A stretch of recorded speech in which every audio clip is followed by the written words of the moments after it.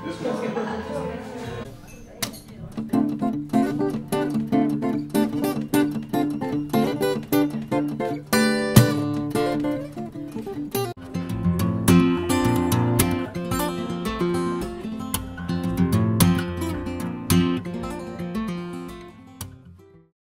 DK er i dag taget ned til Filosofisk Café her i Odense den 11. maj 2016. Jeg har fået besøg af to fine unge fingerstyle-guitarister.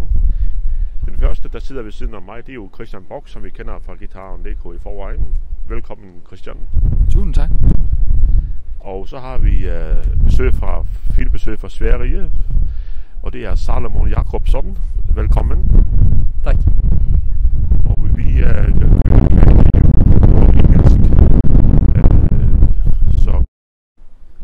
So welcome to Denmark, Salomon Jakobsson. Or how do you say your name? Pronounce it? Usually Salomon Jakobsson. Very good. Is this your first time here in Denmark, at Odense? Yeah, it's my first time here. But I've been to Denmark before, but I've never played here, so I'm looking forward to it.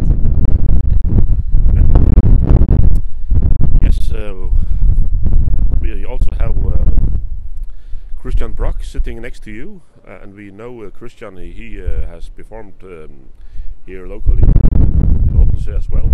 And Christian, a big welcome to you also. Thank you so much. Thank you. Can you tell us a bit about your about this event? Of course. Salomon and I, we talked about this gig for like almost a half year now, from December and November. Maybe this exchange concert thing. Like, he comes to Denmark and I come to Sweden. You know, somewhat exchanging contacts. Because we both played a lot in each country, and it could be fun to explore something new, some new fans and some new venues, like experiencing another part of the world, country, through the strings of our guitars, you know, through the playing, fingerstyle genre, I think. Yeah.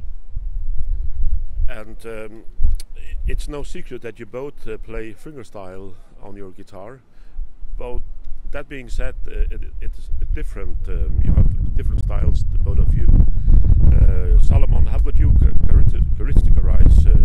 categorize even your playing style in your own words? Yeah, I usually try to combine everything that I like, and while doing that, I also try to keep every song a bit unique, a bit different from the others. So, for example, the Candrat video, Introspective Insanity, is like a mix of metal, guitar and metal music that I used to play. I still listen to it, and like old school video game music, like The Legend of Zelda, and also a little bit of like an ironic interpretation of horror film music. But yeah, it all differs. I like Baroque music and all sorts of other music. Yeah. And right now I'm kind of like exploring the minimalist era of the 60s and trying to write something a little bit inspired by that, and I constantly try to like challenge myself with different styles and stuff. Does that mean that you compose and arrange your own material, basically? Yeah, that's what I do. Very good. And moving along to Christian, how about your playing skills, or the way you play? Could you elaborate a little bit about that? Yes, of course. Just as someone, I'm an old death metal guitarist, playing the old 7-string a couple of years back, like 4 years I think. But that being said, I actually find myself with the mindset of just taking the notes I want and not thinking a lot about why and how and what's it called, or that music theory is not that interesting right now. Actually, it's more about how I want the music to be like. My inspirations is actually a lot of like Toto and all this happy thing music with this cliche-ish melodies. I'm finding myself pretty hard to write like minor stuff, sad stuff. That's not my area, I think. Well, I just write what's on my mind all the time. Yeah, pretty much. Yes. What is it like performing in front of a live audience? Do you get the nerves, the both of you, or are you very confident about your own skills? Is that an issue for you both? Yeah, these days it's more like I'm playing for myself. I don't know. It feels like I'm at home when I perform live usually, but it depends on how much I've practiced. So if I haven't practiced enough, it's the nerves are, yeah. Yeah, well, it's pretty different from each gig, I think, from each concert. It's for me, it's more, a lot of the thing is like what comes before playing. If there's like a lot of stress and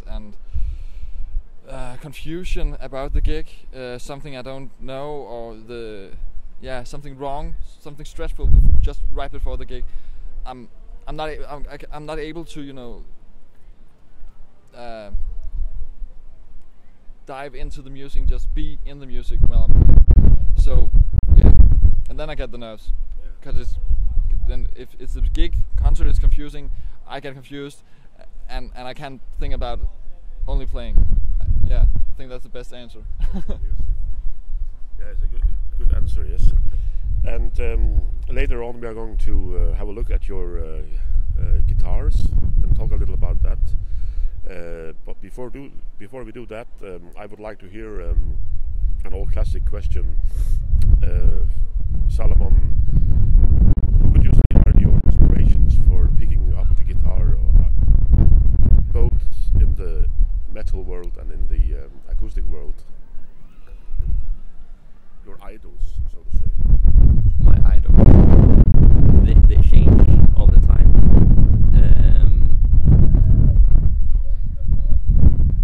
But I don't know. I've always just been fascinated by the instrument itself. I don't know. To discover the mysteries of the guitar neck has always been like the main inspiration. And then there's always been lots and lots of people. Most recently, I've been very inspired and influenced by an Armenian piano player called Tigran Hamasyan, and I'm trying to like learn his stuff on guitar right now. So that's my current.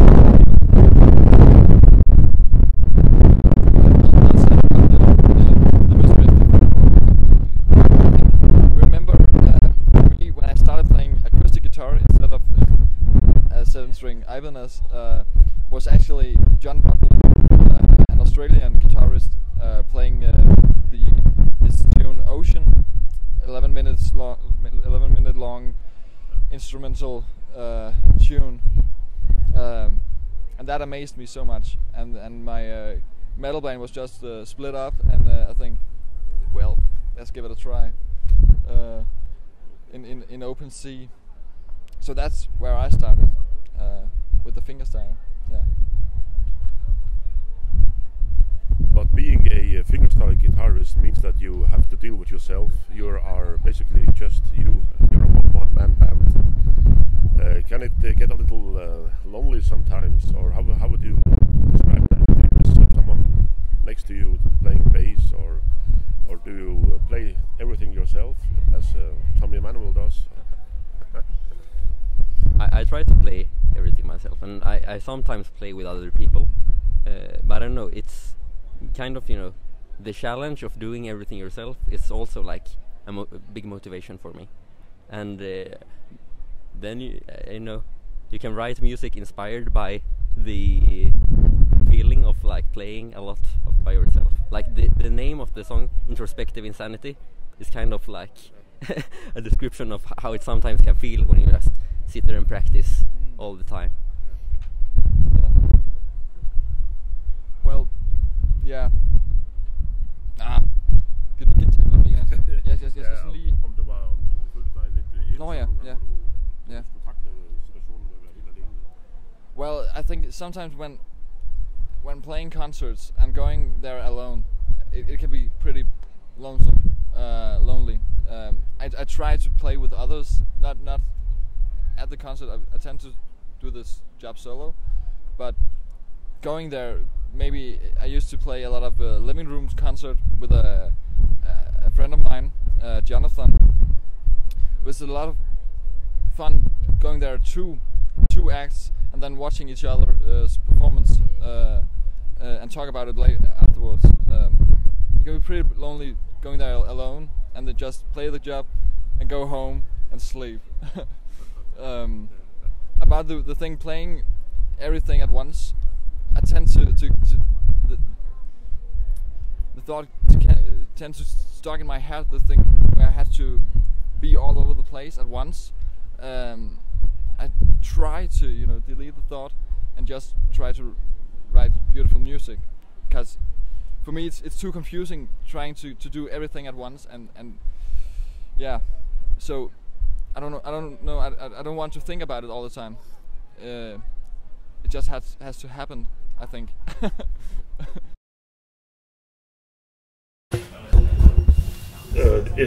What kind of model is it made on model? Yeah, it's the EBG 808 with the cutaway. It's the Michael Fix model. Michael Fix model? Yeah. He's an Australian he is.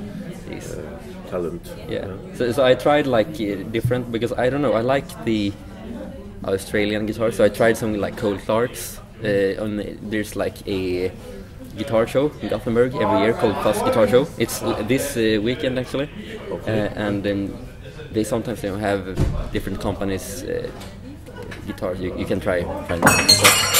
And forwarding their guitar. Yeah. So I don't know. I like this one because of the cutaway, because I quite often get up high in these areas when I do things. Is it very suitable for finger picking?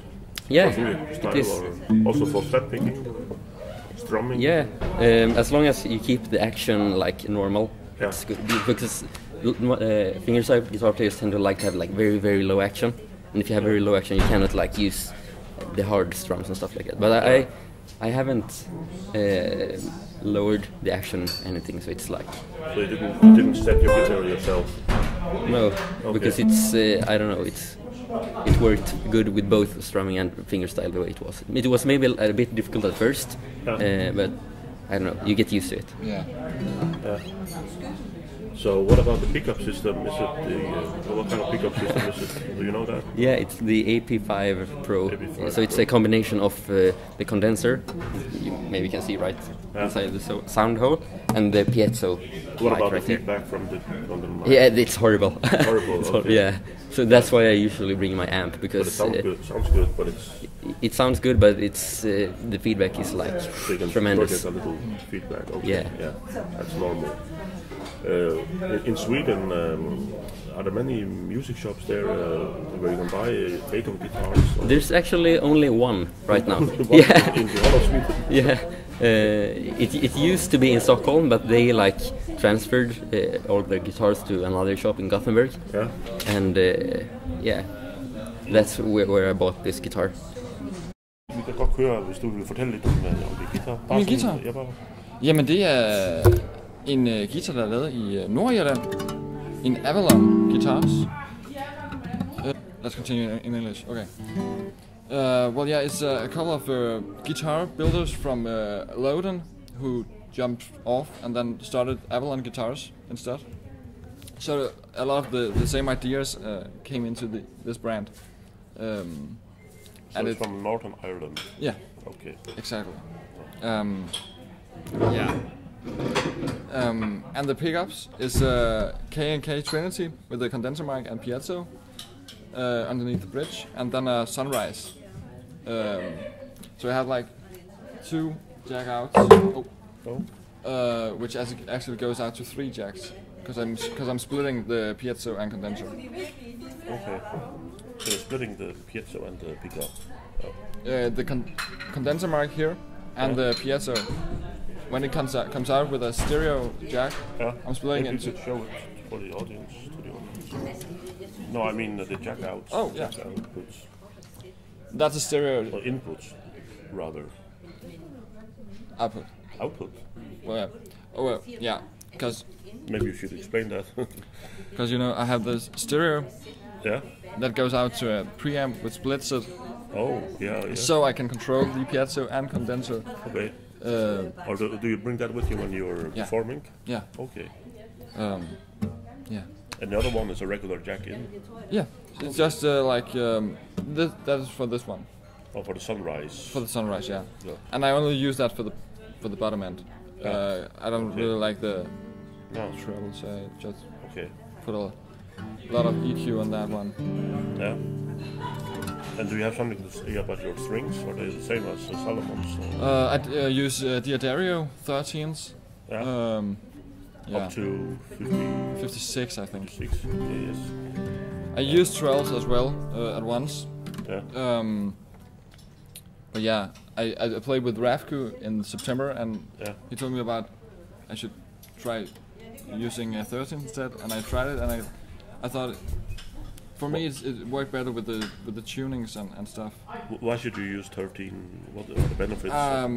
They're thicker. They're thicker, and they give a lot more, a bit more bass, and when you change the tunings a lot, I feel more confident doing it when I know they are just that thicker, I think. So, what kind of strings are you using, Mr. Salomon? I'm using Elixir NanoWeb 12 to 53 strings, and I've used that for the last years because I don't know, they're reliable and I like the sound of them. Yes. Yeah. And what about they are treble, obviously. What about measurements? You mean the E treble string, is that? Yeah, this high string. Yeah, the high string. It's at 12. Yeah. 12. Okay. And all the way up to the 53. 53. Yeah. Okay. But it's sometimes. It's very basic. Yeah. Sometimes it can be nice to change this to 16 as well if you want like extra. Okay. Like the melody sometimes sounds nicer if you have 16 string. And you're obviously using a Maton guitar. Yeah, it is. But I haven't always used Maton. I used to play Guild guitars a while back, and my case is a Guild guitar case. Yeah. But I don't know. I like this guitar because it's like very balanced. The sound, because the Guild guitar was like it had way too much bass. So whenever I played it, all I could hear was like my thumb. So this one is very balanced, and it's nice when you perform live, because then you can like adjust everything you want to with the amp or like in the PA and stuff. Yeah. Do you have your own amp with you, or do you use the? I usually bring my own amp, but I didn't do that this day because I think the venue has a good sound. Yeah. Yeah.